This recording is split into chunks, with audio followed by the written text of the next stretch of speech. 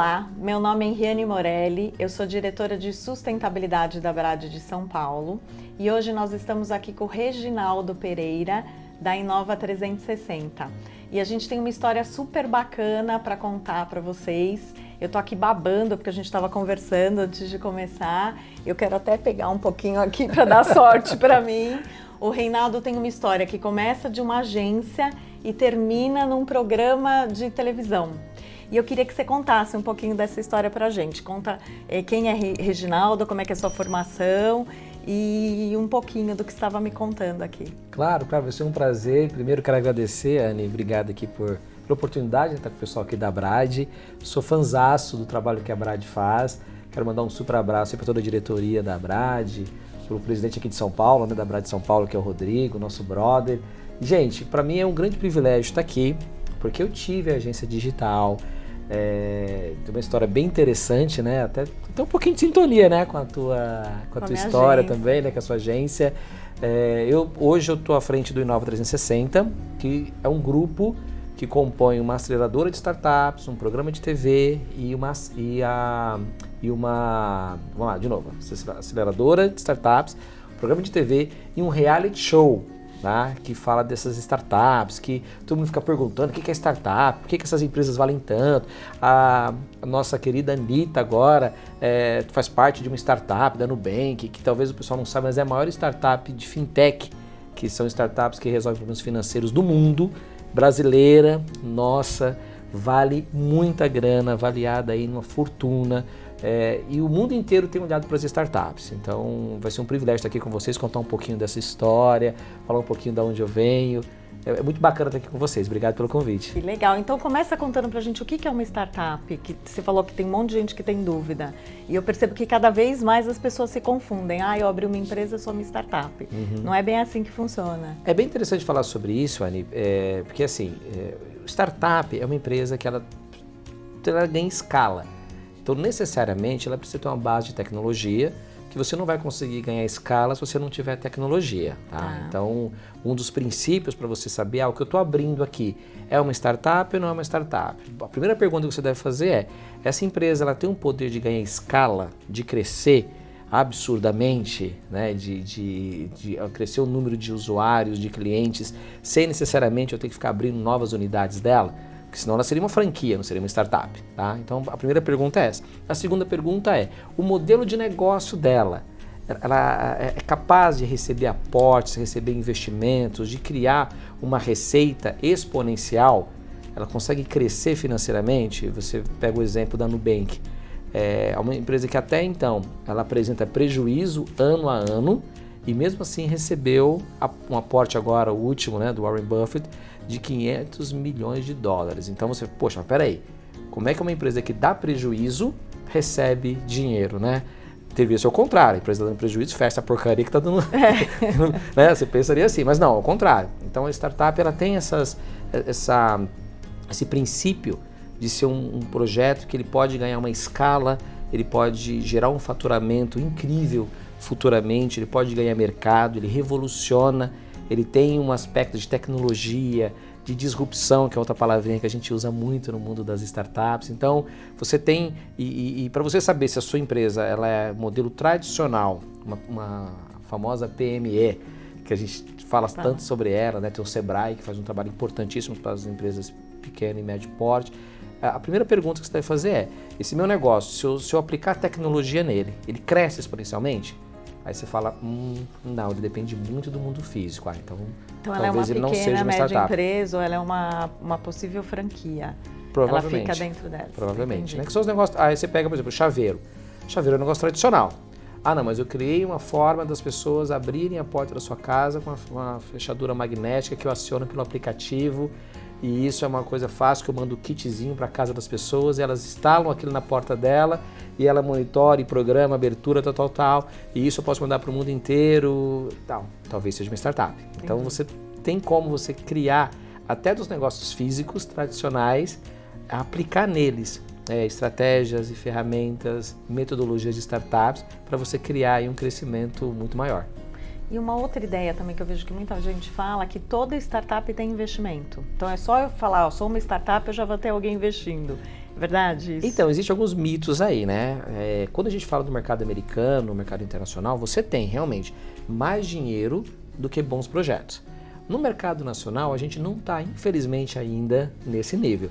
Estava até conversando com o João Kepler, que é um parceiro nosso, que vai estar com a gente na segunda temporada do reality show, que daqui a pouco eu vou falar sobre ele. Mas olha que interessante, ele estava falando que a gente tem essa sensação de que você balançou a árvore, cai dinheiro para as startups, tem mais dinheiro do que bons projetos. É um pouco de mito aí, tá?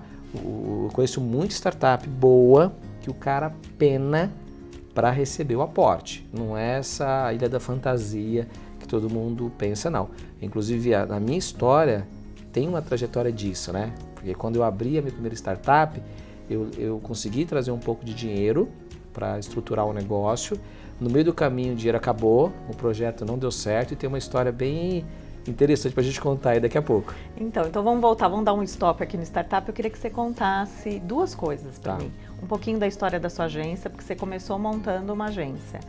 E a sua história também na Brad, porque você era a Brad, depois você saiu da Brad porque você mudou a sua história, você deixou de ser agência e virou startup, e agora você voltou para a Brad. A Brad, na verdade, assim, eu nunca saí da Brad, né? A Brad, a gente, quando eu tinha agência, a gente tinha uma proximidade muito maior, fui até presidente de comitê na Brad, de marketing na saúde, inclusive. Que legal. Tá? Tive essa oportunidade em 2014 para 2015, se não me trai a memória. Mas voltando, a minha história era bem interessante, porque eu sou autodidata e eu tomei uma decisão pessoal na minha vida, de cuidar de obras assistenciais. Então, durante muito tempo, basicamente até os meus 40 anos, o foco total da minha vida era cuidar de uma comunidade carente lá no fundão da Zona Leste. Tá? Então, eu fui líder de uma comunidade, cuidava ali de algumas famílias, pastoreava ali uma comunidade, e em determinado momento eu falei, poxa, eu preciso gerar valor para a vida das pessoas de uma forma diferente.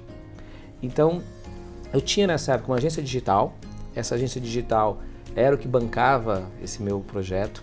Essa agência digital ela acabou acontecendo para ser apontada para a área da saúde, porque eu participei de uma clínica de cirurgia plástica, fui sócio de uma clínica de cirurgia plástica, não sou médico. Então, essa é a história que a gente estava conversando. Nossa, para mim é uma história incrível. Você não é médico, você não é administrador, não tem médico na família e teve uma clínica de cirurgia plástica. Cirurgia plástica, de estética e tudo mais. E é interessante essa história da clínica, por quê? E foi muito engraçado. Eu sou da área da educação, minha formação, toda a área da educação, dava aula de inglês, tenho certificação internacional e tudo mais. Eu tinha escola de inglês, mas eu não consegui fazer a escola performar. E aí a gente acaba virando um chaveiro multiuso, né? Você começa a ser canivete suíço. Cara, peraí, não tá indo certo a escola, mas me chamaram uma oportunidade de fazer treinamento de vendas para uma empresa. E eu fui. E era uma clínica de cirurgia plástica. Essa história você vai achar engraçado agora. E aí e tudo começou porque lá na comunidade que eu cuidava, tinha um menino que trabalhava nessa clínica de cirurgia plástica como vendedor. E não vendia nada. Ruim pra caramba. E aí ele veio falar comigo, me ajuda, porque eu acho que vou ser mandado embora, não consigo vender. E eu sentei com ele e a gente criou junto um script. A gente ficou tipo no final de semana treinando o script. E aí ele foi na semana, voltou lá pro trabalho, com medo de ser mandado embora, e ele vendeu pra caramba. Ele pegou lá uma lista lá e mandou bala e vendeu muito. Com o seu script? Com o script que a gente criou junto. Eu não sabia nada da parte técnica e ele sabia. Eu só floreei um pouquinho a parte técnica. Falei, cara, tá muito técnico, tá muito chato isso aqui. Ele falava da cirurgia do nariz, que o médico ia quebrar os ossinhos do nariz para depois reconstruir. Eu falei, não, cara, tira isso, pelo amor de Deus. Você vai ficar lindo e tal. Esquece essa parte aí do trauma que é o processo e vamos falar do resultado que tem. Resumindo, vendeu pra caramba. E aí ele contou lá na clínica que tinha feito um script junto comigo. Aí o dono da clínica quis me conhecer e aí nisso me levou para trabalhar na clínica e eu fiz um monte de besteira.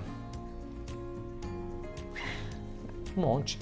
Porque você imagina, a gente com cabeça de vendedor, né, que eu tinha na época, cara, você quer vender. Você quer vender, você esquece de regulatório, você esquece... Exatamente. A área da saúde, ela tem muita regulamentação. Eu lembro que a gente fez uma campanha, que eu falei, cara, todo mundo come pizza, e quando você come a pizza, você fica com aquele negócio na cabeça. Nossa, não vou comer que eu vou engordar. Eu falei, ué, vamos colocar a publicidade da clínica de cirurgia plástica na tampa da pizza. Eu coloquei uma bolacha assim, né? Coma sem culpa. E vem fazer uma Faça plástica uma lipoaspiração. 10%, 15% de desconto, eu lembro quanto foi. O conselho falou, meu Deus. Vendeu pra caramba. Eu só vi a mulherada chegando com a tampinha da pizza, né? Da embalagem de pizza. Legal pra caramba, né? O jurídico, vocês estão loucos, não dá pra fazer isso. Nossa, foi... Aí veio lá o pessoal do Conselho Federal de Medicina. Não, foi um salseiro, mas vendeu pra caramba. Então a gente foi criando e aí eu fui aprendendo a regulamentação. Eu lembro que na clínica tinha a minha sala, aí eu fui contratado como diretor da clínica. Na minha sala, era do lado da sala do jurídico. E aí o dono da clínica falou assim, ó, pro jurídico, fica de olho nesse cara aí, porque tem que segurar ele, que você vai criar um monte de coisa. E aí a gente foi nessa toada, e eu aprendi tudo de regulamentação. Aí tinha a resolução lá, até lembro hoje, 1974, que era lá das normas, de como tinha que ser, dos guias, tudo. Então, e quando eu saí, aí teve um problema na clínica, porque a maior parte da nossa receita de clientes vinha de propaganda na televisão. E o CFM proibiu qualquer tipo de publicidade de cirurgia plástica na televisão. E aí a gente começou a perder receita. A estrutura da clínica é muito cara, porque uma estrutura de cirurgia plástica é caríssima para fazer. E aí eu entrei na sociedade com o dono da clínica, mas a coisa não estava muito legal e tal. E aí eu via que o digital estava crescendo. E eu falei, cara, eu vou pro digital. Aí eu contratei uma série de agências, tinha que ensinar os caras a fazer a campanha, porque eles não entendiam nada da regulamentação. E aí essa foi a minha transição. Até chegou uma hora que eu vi o mercado de agência e falei, olha, melhor eu ser uma agência. Ah, foi daí que você pulou pra gente. Foi exatamente para isso. Então eu conhecia tudo como cliente, como contratante. E aí foi quando só que eu abri a agência tudo errado também, porque a gente não entendia, não sabia de nada, não sabia cobrar, não sabia montar, estruturar a equipe. Abri a agência, assim, o primeiro ano, foi em 2010 que eu abri. O primeiro ano foi sofrido demais, a gente pagou para trabalhar, foi assim, péssimo resultado. 2012, 2013 eu conheci o pessoal que na época chamava assim a PAD, não era nem a Brad ainda, era a PAD. E eu lembro como se fosse hoje, eu estava financeiramente estressadíssimo, estava horrível. Eu tinha um Renault Clio todo amassado, que eu chamava de maracujá. E aí eu fui numa reunião da Brad. Aí eu encostei o meu maracujazinho assim no estacionamento, cara, parou só nave do meu lado. Aí o carro de um Você lado, falou, o carro nossa, de um outro. Eu falei, tô no caraca, caminho meu, certo. esses caras... E eu até intimidado assim, né? E aí eu lembro que começou a reunião e os caras começaram a contar os cases. Ah, que eu faço isso, que eu faço aquilo outro, eu faço campanha de não sei do que. E tinha um pessoal só das top. E aí chegou na minha vez, eu falei assim, gente, eu tô até meio com vergonha de falar aqui, porque eu sou da Descubranet, a minha agência é pequenininha, tal, mas eu entendo um pouquinho da área da saúde, porque eu tive a clínica de cirurgia plástica e tal. Aí um cara falou assim, aí eu contei um case que eu tinha. Eu falei, tem um hospital lá do fundo da Zona Leste, que é meu cliente, que você joga no Google, lá tem em primeiro lugar nas buscas em São Paulo. Aí todo mundo, pô, como assim? E tinha o cara que fazia a conta do Einstein, o outro que fazia acho que da Promatrix. Ninguém conseguia colocar na primeira E aí parte. eu falei, hospital, tal, chamava Master Clean na época. Aí o cara ficou doido. Pô, então é você, o filho da pipe, que faz esse hospital. Aí, cara, que mágica você usa? Eu falei, aí eu contei um pouquinho da história, daí veio o ponto, falou da cobrança. Sabe quanto eu cobrava dos caras de mensalidade? R$100. Nossa. Os caras queriam me bater. Não, tá maluco, o cara não pode, a média de cobrança é tal. Acho que um lá falou que cobrava 6 mil de mensalidade, o outro era 12, o outro era 10, não sei o quê. Eu falei, como você cobra R$100? Eu falei assim, não, mas eu cobrei o setup, eu fiz o site deles e aí eu ganho lá um pouquinho de Google. Eu sou idiota, não tem que cobrar Google porque você já tá orgânico. Aí eu falei, cara, verdade. E aí um olhou pra mim e falou assim, o Fábio Ricota, falou pra mim assim, cara, vou te ajudar, vai, que você tá ruim demais. E essa foi a minha história com a Brad, né? A partir daí, eu entendi como que funcionava, por isso que é importante a Brad, pra quem tem agência. Poxa, ali alinhou. Eu lembro que eu voltei pra agência, ele foi muito engraçado. Com outra cabeça. Não, foi engraçado, porque eu tinha 4 funcionários na época, e assim, atrasando o salário, aquela luta, sabe? Porque você vendia um, demorava pra entregar, quando entregava já tinha que vender o outro, e aí, sabe, ficava aquela tensão. Eu lembro que eu cheguei assim e falei pro pessoal, falei, ó, fiz uma reunião lá do comitê, cara, a gente tá fazendo tudo errado, agora eu vou cobrar Aí eu criei coragem e falei assim, agora eu vou cobrar 3 mil de mensalidade dos clientes. Os caras, você tá maluco? Não dá, porque todo mundo brigando comigo. Aí eu falei assim, quer saber? Vamos fazer. Agenda assim, ó. Aí a menina que trabalhava no nosso comercial agendou uma reunião numa médica, a doutora Ana Carolina, lá em Moema. Aí fui eu na reunião, fiz direitinho, igual o Ricota falou. Cara, saí de lá com um cheque de 3 pau. Você falou, meu, deu certo. Deu certo. Eu sei que eu quadrupliquei o faturamento da agência em 60 dias. Foi um negócio assim absurdo, porque eu fazia totalmente errado. Então essa foi a minha história com a Brad. E aí disso eu comecei a especializar, aprender, entender. E aí eu via que tinha uma oportunidade de a gente falar da área da saúde. Então foi onde eu sugeri para a gente ter o comitê do marketing na saúde. E aí, poxa, foi bem bacana, porque sempre tem os do contra, né? Não sei se continua tendo ainda, mas sempre tem os do contra. E aí o pessoal, Vitor, não pode fazer isso, porque não sei o quê. Eu acho que estava mais querendo defender o legadinho deles do que ajudar o mercado. Mas aí eu falei, não, vamos fazer, porque eu acho que faz sentido. E eu sei que chegou a ser um dos maiores comitês que tinha na época, tinha muita gente participando. E aí é interessante, né? Porque você vê, a área de saúde se envolve a área farmacêutica, as clínicas, os hospitais, o centro de exames. Então você tem uma gama de oportunidades gigantes para trabalhar. E o Rodrigo, no último encontro que a gente teve de agência, sugeriu a gente voltar, porque não existe mais esse comitê. E a gente está montando agora em São Paulo. A gente vai te convidar para fazer parte. Vai ser um privilégio. Desse comitê da área de saúde. Confesso que eu estou meio desatualizado, tá? Mas rapidinho se atualiza. Nossa, é muito dinâmica, né? Acontecem coisas muito rápidas. E aí, continuando a minha história, a agência está vindo bem. Eu fechei um convênio com a IBM para a gente usar a tecnologia de inteligência artificial do Watson para fazer mapeamento de posicionamento no Google e também de produção de conteúdo. Porque o conteúdo da saúde é muito técnico, é muito crítico, então... E assim, né, não sei se vocês continuam com esse problema, eu acho que isso mudou. Mas eu lembro que na minha época funcionava assim, eu tô velhão já, na minha época, cara, você vendia um projeto pro cliente, o cliente todo empolgado, mas cadê que ele mandava o material? Cadê que ele respondia o briefing? Você tinha que ir lá entrevistar o cara, gravar o negócio lá para depois ficar tentando entender o que o cara queria dizer. Então a geração de conteúdo sempre foi um gargalo ali terrível, que muitas vezes o cliente não te faz porque não tem tempo, porque não tem disposição, ou porque muitas vezes não sabe, tá? E muitas vezes... Vou te falar que continua. Não só na área médica, em todas as áreas. E aí a minha ideia era, poxa, se o Watson gera conteúdo, ganha no xadrez lá e tal, vamos treinar essa inteligência cognitiva dele para criar conteúdos da área da saúde. Deu certo. Fechei alguns contratos com alguns clientes, com os hospitais, foi uma coisa bem bacana, só que aí o meu lado social gritou. Eu falei assim, e foi bem na época que o LinkedIn tinha sido vendido por uma fortuna. E as redes sociais, o Facebook tinha ganho um valor de mercado assim absurdo também, de 2014 para 2015. E eu considero que eu tive uma inspiração. Eu falei assim, cara, eu vou criar uma rede social. E essa rede social eu vou fazer o seguinte, quem colocar o conteúdo nela, o Watson ajuda a co-criar esse conteúdo. Na época o Watson já tinha o Tom Analyzer, então ele já analisava se você estava sendo agressivo ou não, o teu humor. Já via se aquilo era um plágio, se você estava copiando aquilo de alguém ou não, isso em tempo real, uma tecnologia assim absurda. Eu brinco que se o Bolsonaro tivesse isso, eu evitava de falar algumas coisas que... Ou falaria mesmo assim, né? Porque vai entender a cabeça dele, né? Só abrindo um parênteses se divertir um pouquinho. Mas a ideia era essa. E aí, o que eu faria?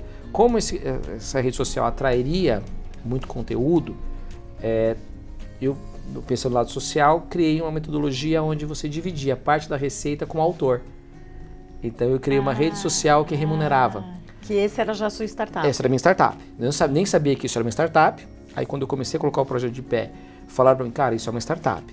E aí eu apresentei para alguns investidores, ganhei prêmio em 2015 de ideia mais inovadora do ano. Foi uma coisa assim bem bacana, porque o mercado recebeu muito bem. Eu fui considerado o novo Zuckerberg lá em 2015. Cara, isso é maravilhoso. Eu passei a mão aqui para ver se dá sorte. Mas essa parte era bom você não passar a mão para dar sorte não, porque olha o que aconteceu. Legal, levantei R$1,5 milhão, ganhei prêmio de ideia mais inovadora, um monte de gente quis participar do projeto, mas a tecnologia não funcionou. Isso que ano que era? 2015. 2015 para 2016. Aí eu fiz uma parceria com um desenvolvedor.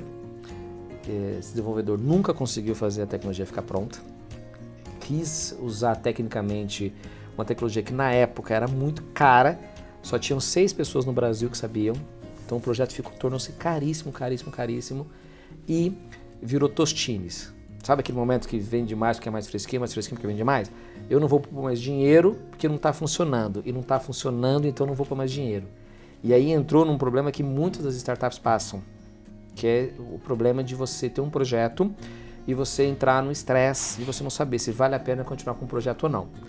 E aí foi minha casa, foi os carros, foi tudo que eu tinha construído de patrimônio, foi tudo embora nesse projeto. Assim, de ideia mais inovadora passou a ser um grande problema para mim e eu cheguei assim no fundo do poço com esse projeto. Então essa startup, ela assim, e o que acontece hoje no mundo das startups? Porque estatisticamente, você já ouviu falar que de cada 10 empresas uma vai dar certo. Quando você abre lá uma portinha na sua casa e você lá na frente e começa a fazer um produto ou um serviço e você fale, já tem um trauma.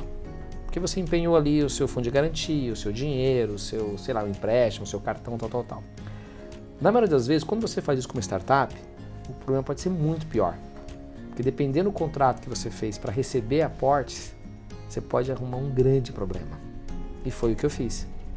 Eu brinco que quando eu entrei no mundo das startups, agora você vai se divertir. Porque tem que achar o lado bom de todas as coisas, né? Olha só que interessante. A analogia que eu faço, pensa num parquinho, onde as crianças estão se divertindo, e tem um brinquedo lá que é um carrossel. E no carrossel tem um unicórnio lá no carrossel, tá? Todo bonitinho. E aí você olha aquele unicórnio lá, com os cavalinhos, né? Os bichinhos lá. E aí você fala assim, nossa, eu quero me divertir ali também. Aí tem um menino comendo algodão doce em cima do brinquedo. Você fala, nossa, que barato, que aquilo eu quero. Quero aquele, eu quero, não é? Então foi o que eu pensei também. Eu falei, cara, eu criei uma ideia maravilhosa, vai ajudar muita gente, né? A tese funciona, a tecnologia dá para fazer. É difícil, mas dá para fazer. Tem gente disposta a pagar por isso. Cara, vou brincar com isso. Tanto, você sabe, pergunta que eu fiz com a minha agência nessa época. Tava redondinha, faturando, ganhando prêmios de agência mais eficiente. Tava um filezinho a minha agência. Pergunta que eu fiz com ela. Vendeu. Dei. Deu? Dei para os funcionários que fecharam em 6 meses. Nossa.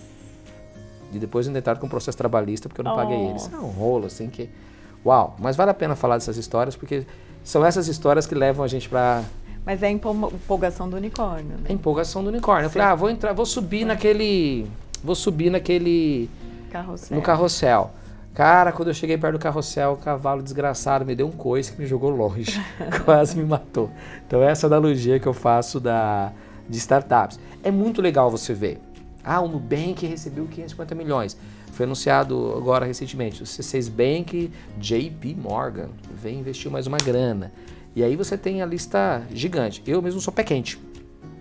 Lá no Inova, mais de 10 startups que passaram são avaliadas em mais de meio bi. Que delícia. Muita coisa boa acontece. Só que é o seguinte, você tem toda essa... Tem que entender como é que funciona esse mundo. E aí a startup explodiu, quase morri e fiquei fora do mercado. E agora? Faz o quê? Como é que você recomeça? Eu ia vender site, eu ia voltar para a agência digital, eu ia voltar fazendo as campanhas, aí aquelas coisas que eu falo que Deus ele te prepara para que você cumpra o seu propósito. E eu saí tão machucado da história com startups que eu achava um absurdo você ter as startups numa arena de luta. Sabe aquela analogia dos gladiadores? A startup está lá na arena de luta. A que morrer, tadinho. A que vencer, a gente aplaude. Eu acho isso Não faz sentido, né? Cara, não curto. Então eu falei não para um monte de reunião que eu tinha. Quando os investidores pularam fora, a tecnologia falhou, eu perdi tudo. E aí você vai vendo os carros indo embora, você vê... eu fui morar de favor na casa do meu sogro, com criança pequena, eu tenho 4 filhos. Então você tem uma história. Então, poxa, como eu recomeço? Mas uma coisa eu sabia, algo vai acontecer.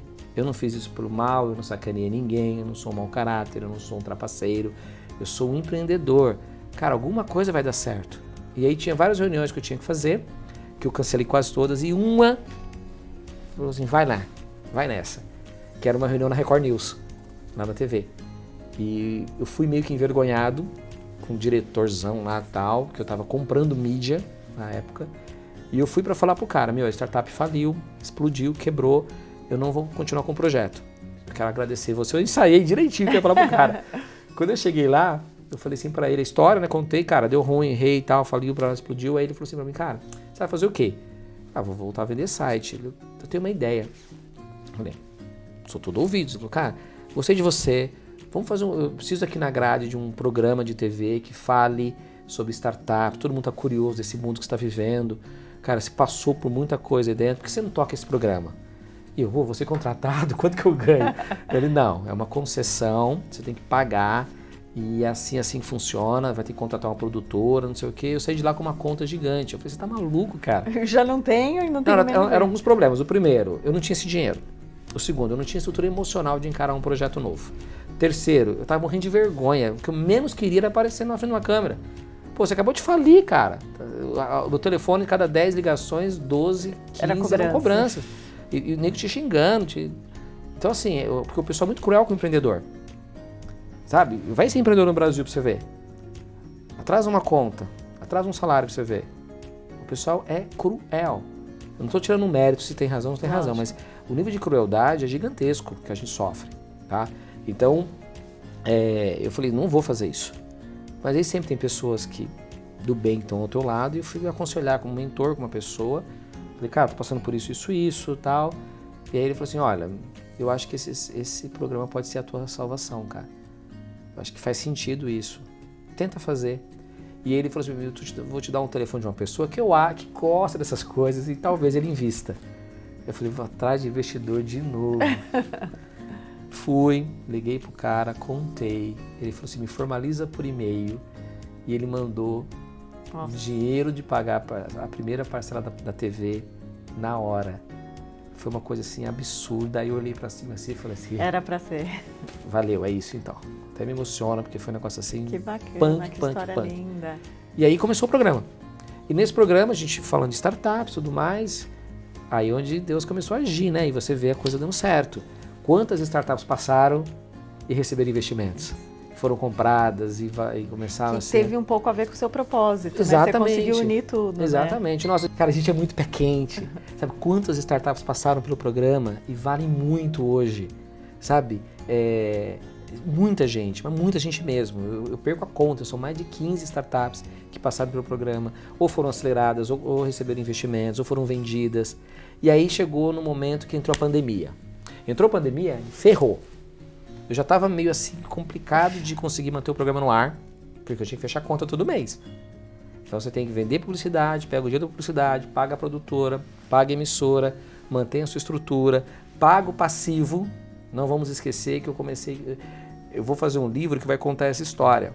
E o livro vai contar, porque começar do zero é difícil, não é? E começar devendo 1,5 milhão? Nossa. Começar do zero, você quer empreender, ó, vem na minha aqui, ó. Começar do zero é punk, né? Vai começar devendo 1,5 milhão de reais. Mas vamos lá, ó, derrubando conta por conta, cheio de cicatrizes, tá? Tem cicatrizes que até hoje, né? Tem valores negociados que até hoje a gente paga e beleza, faz parte do jogo. Só que olha que bacana, vem a pandemia, eu perco 60% de todos os meus anunciantes, que já não eram muitos, a conta já quase não fechava, no dia 19 de março de 2020. Perdi, foram embora só. Ó, Reginaldo, não vai dar. Assim, eu não queria nem atender o telefone. E cada vez que tocava o telefone que era um anunciante, era falando que não ia continuar no programa. Eu falei, caraca, e agora? Aí faço uma reunião com o pessoal da emissora, e ele fala, Reginaldo, tem uma notícia boa e uma ruim. Eu falei, opa, conta aí, primeira boa. A boa é que o programa não sai do ar de jeito nenhum, porque a gente não vai tirar nenhum programa no período da pandemia. Eu falei, ótimo, e qual é a ruim? A ruim é que vai continuar acumulando todos os valores, então quando terminar... Não vai achando que tá fácil o negócio. Só que eu tinha uma tese. Qual era a tese? As startups que passaram pelo programa e foram vendidas por alguns milhões. Aí foi onde coloquei o projetinho debaixo do braço e fui atrás de investidores e falei assim, olha, eu tenho um projeto aqui viável pra caramba, que se você investir nele, mantém o programa no ar, que eu vou trazer um monte de startup. A gente vai fazer, agora o Primo Rico faz muito isso, o Thiago Nigro tem falado isso e tem popularizado. Mas eu fui o primeiro a fazer Media for Equity. Você dá um pedacinho, você dá mídia para as startups em troca de um pedacinho delas de equity. É assim que funciona. Eu apresentei esse projeto para alguns investidores, os caras toparam na hora, viabilizaram financeiramente o programa e a gente criou um programa, porque acontece coisas incríveis, né? Cara, a pandemia foi horrível, a gente assim destruído tudo. Mas o que todo mundo passou a ficar em casa assistindo? Televisão. A minha audiência fez assim, ó. Então, assim, teve aquele primeiro momento tenso de você perder receita, mas perder receita já me fez agir rápido para montar o projeto da aceleradora de startups e nem precisou colocar tanta energia porque ficou público, notório que a TV foi o pico de audiência, todo mundo em casa assistindo televisão e assim a gente viveu um momento de aceleração maravilhoso, independente do momento crítico da crise sanitária, que perdas de vidas, na minha opinião, desnecessárias. A gente tem tanta tecnologia, a gente tem tanto... Cara, abre uma droga de uma fábrica de vacina em cada esquina nessa droga desse mundo e já vacina todo mundo, caraca. Porra, que porcaria, tem que ficar essa... Porra, quebra essa patente, faz esse negócio funcionar, a gente tem tecnologia para isso. Você consegue ver tanta coisa rápida. Agora, quanta gente tem morrido porque não colocou uma vacininha no braço? Que droga. E Reginaldo, me conta um pouco sobre o volume de investimentos que tem em startup e se você acredita que as startups vão continuar com esse crescimento exponencial no mercado. Olha, responder a tua pergunta era muito fácil. Entre a pandemia, acelerou todos os projetos de transformação digital. Então, empresas que já estavam em processo de digitalização e transformação digital precisaram ser aceleradas, assim como a gente. Eu trabalho com produção. Cara, você teve que inventar coisas novas, você teve que acelerar a sua transformação digital. E quem faz isso? As startups. Então você tem fintech, agrotech, healthtech. Você tem todas as techs. Qual que é o princípio de uma tech? Que a gente ouve, o que é agrotech, fintech, healthtech, retail tech, todos os techs que tem por aí. Por que é tech? Porque é tecnologia aplicada naquele segmento. Então vamos pegar de exemplo a fintech. O que é a fintech? Fintech eu tenho serviços financeiros que todo mundo precisa resolvê-los e eu aplico tecnologia para resolver. Então o governo federal vai e faz um negócio chamado Open Bank. E quando entra o Open Bank, ele permite que essas startups, que essas empresas possam explorar todo o ecossistema, todo um mundo de pagamentos que a gente tem. E aí você vê que agora você consegue fazer um Pix muito rápido. E quem que desenvolveu isso? São as startups. Então é a startup que tem esse poder de impactar o segmento. E aí as pessoas vão continuar assistindo filme? Vão. Mas elas querem assistir filme como? Mais barato, com maior nível de qualidade, com maior catálogo, disposição, sem precisar ir na locadora, rebobinar fita, tudo aquilo que o pessoal de casa não sabe nem o que é isso. Na maioria dos meus filhos nem imaginam o que é isso, né? Os seus também. Então, o que é isso? Quem vai provocar isso no mundo? São as startups. Então, a gente teve em 2020, mesmo com pandemia, um absurdo de investimento em startups. Porque a tecnologia não para, né? Pelo contrário. Então, se a tecnologia não parar, a startup não vai morrer nunca. Exatamente. E aí você vê em 2021 agora, em março, a gente já tinha superado o total de investimentos feitos no ano anterior. E quanto que está movimentando hoje? Você tem o ano passado foi quase 20 bilhões, foi 19, alguma coisa de bilhões. Agora é o seguinte, só com o Nubank e C6, você já tem quase 5 bilhões aí. Então, quando você começa a juntar tudo, a gente vai... Eu calculo que a gente chega em 50 bilhões esse ano de investimento. Eu espero muito que desses bilhões aí, um pouquinho, vá para as startups que a gente tem lá na aceleradora, lá no Inova 360, Inova Hub, que é aí onde a história fica bacana para compartilhar com o pessoal aqui, né? Pra gente já concluir também. Mas tem um detalhe, tá? Eu não gosto de contar tudo, porque a tem gente... o livro, gente. Já tô louca pra ler esse livro. Porque a gente volta outro dia pra falar, né? Isso. Eu até faço isso lá no programa na TV, né? Na Record News. Eu falo, pra continuar. Não pode ouvir toda a história de uma vez.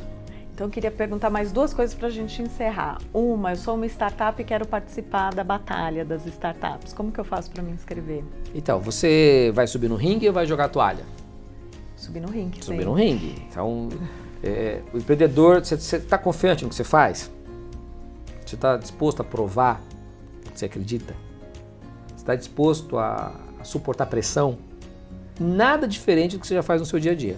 Porque o dia a dia de um empreendedor, seja startup, seja um chaveiro, uma bomboniere, seja uma advocacia, seja, sei lá, qual for o seu segmento. O teu dia a dia é romper limites, se autodesenvolver, quebrar as barreiras, provar o seu valor para o cliente. Então, Batalha das Startups é uma oportunidade de você subir no ringue, e é um ringue mesmo que a gente monta, tá? E você sobe nesse ringue e faz um debate da sua ideia, do seu projeto, com outra startup. E aí você tem lá os mentores, é um projeto bem interessante, a gente criou uma analogia do UFC. Então, assim como você tem as lutas onde você tem separado por categorias, então a fintech contra a fintech, agro contra agro, então a gente categorizou, né, por segmento, e aí a oportunidade das startups debaterem suas ideias. A inscrição é super fácil, é só colocar aí no Google Batalha das Startups, que já aparece lá o nosso site, aproveita para seguir a gente nas redes sociais. E o que vale a pena dizer é que a gente cumpre um propósito de uma entrega de conteúdo muito, muito, muito aplicável no dia a dia de qualquer empresa. Então, quando você entende as metodologias que as startups aplicam, Anne, é incrível, serve para qualquer tipo de negócio. Aplica na agência. Pega alguns dos princípios de startups e faz só um benchmarking. Dá uma olhadinha de que eles fazem. Isso que é legal, que eu ia te pedir para você dar um conselho para quem está assistindo a gente, para as agências que estão nesse momento de crise, que estão já cansadas, estou tentando, não estou indo pelo caminho certo. Eu posso assistir o programa, eu não sou uma startup, mas eu posso aprender alguma coisa. Pra caramba, ó, gente, na boa, não tem como você andar com as pessoas mais inteligentes do Brasil e continuar besta. Não existe isso. Não existe. Eu falo que eu sou um grande privilegiado, tá? Lá atrás, quando eu vinha para o programa de TV, que eu estava na dúvida, vou ou não vou, faço ou não faço, teve uma pessoa que me falou uma coisa, Anne, que foi assim, falou, Reginaldo, você vai ter oportunidade de conversar com pessoas brilhantes. A TV vai te dar um posicionamento de você ter acesso a pessoas que vão contar os seus segredos, que vão abrir para você suas trilhas de aprendizagem. E eu nunca esqueci disso. E aí você imagina, ao longo de todo esse tempo, eu tive a oportunidade de conversar com pessoas assim, fenomenais. E aí, de conviver com eles, não tem como você não aprender. Então, o segredo do sucesso hoje, que eu vivo, de ter lá aceleradoras, startups, hoje a gente tem até sócio bilionário lá no nosso projeto. Você cria uma estrutura que você faz ela meio que por osmose, porque não tem como. Você é o resultado das 5 pessoas que você mais convive. Então, com quem você tem convivido? Aí o empreendedor ele é muito solitário. E aí você tem uma jornada em você. Geralmente você dá a resposta para todo mundo. Então chega todo mundo perguntando, Anne, como é que eu faço isso? Anne, não sei o quê. Cara, você acaba ficando... por mais que você não queira e treine a equipe, mas você é muito sugada no seu dia a dia. Você que tem uma agência não foge disso. Cara, é o dia inteiro as pessoas querem resposta de você, o cliente quer resposta de você. Todo mundo acha que você tem lá uma cartola mágica que você vai lá e tira. Resolve o problema. E resolve o problema de todo mundo. Se você não se alimenta, se você não tem uma fonte onde você vai e busca conteúdo e interage. E se reinventa o tempo todo, porque o passado não resolve o presente. E se motiva. Então, aí como que você faz isso hoje? Hoje eu tenho a oportunidade de apresentar todo dia ali na Record News o Inova 360. Todo dia a gente tem conteúdo incrível. Essa semana agora, a gente teve, nos episódios anteriores, a gente estava com o filho do João Kepler, um menino de 20 anos, chamado Davi Braga. Cara, um moleque incrível, parece um androide programado. Aí, esses dias eu estava conversando, por exemplo, com o professor Felipe Chibas, livre docente da USP. Um negócio assim absurdo o conhecimento que o cara tem. E aí você vai conversando com essas pessoas e você vai se desenvolvendo, você vai aprendendo. Eles dão soluções para os seus problemas. Muitas das coisas que eu aplico hoje no Inova, E na aceleradora, eu não inventei a roda. Foram conselhos que eu recebi dessas pessoas. Então a dica que eu dou para qualquer empreendedor, olhe bem para o teu ciclo de amizades. Você não vai desenvolver o seu negócio se você tem andado com pessoas que puxam você para baixo. Você precisa se posicionar. E as pessoas, é incrível, gente, como as pessoas de sucesso compartilham as suas histórias. Eles têm prazer de sentar com você e de te aconselhar, de puxar a tua orelha, de mostrar o caminho. É um negócio assim absurdo. Porque parece que você olha assim pros ídolos, né, pros caras de sucesso, fala assim, nossa, são inatingíveis, não dá. Pelo contrário. Ele quer multiplicar. Ele quer multiplicar, ele tem aquela sensação de give back, ele quer devolver aquilo que ele foi favorecido. E isso é uma coisa muito forte. Então, ó, você que quer conectar a tua empresa com o ecossistema de startups, vem pro Batalha das Startups. Porque a gente teve o presidente da Philips, participou com a gente na primeira temporada e já renovou, vai estar com a gente agora na segunda, que estreia em setembro. E ele deu um depoimento para mim muito bacana. Ele falou assim, Reginaldo, a gente teve uma oportunidade de falar com as startups que eu não teria no meu dia a dia comum, de mentorar as startups, de ouvir, de colocar desafios para as startups. Então, o ecossistema que a gente criou, Anny, você fica convidada, claro, já para fazer parte, para participar das mentorias com as startups. Assim, a gente se rejuvenesce. Conviver com startups é uma delícia. Então, fica o convite, fica a dica para participar, seja como mentor, seja como apoiador, seja assistindo. Ó, você não pode jogar a toalha, tem que subir no ringue com a gente. Esse é o nosso tom, né? Vai subir no ringue ou vai jogar a toalha? Vem com a gente pra batalha. Sempre subindo no ringue. É isso aí, bora. Reginaldo, obrigada pelo seu tempo, obrigada pela sua generosidade de compartilhar com a gente a sua história. Quer deixar mais um recadinho? Ana, eu só posso falar pra você que tá assistindo a gente aqui, vai subir no ringue ou vai jogar a toalha? Bora pro ringue. Acabamos de ter uma conversa super bacana com o Reginaldo. Se você gostou dessa entrevista, compartilhe com seus amigos, se inscreva no canal e coloque seu comentário, o que você queria escutar, o que a gente pode falar para você aqui no Abra de Talks. E não esquece de deixar o seu like. Até o próximo vídeo.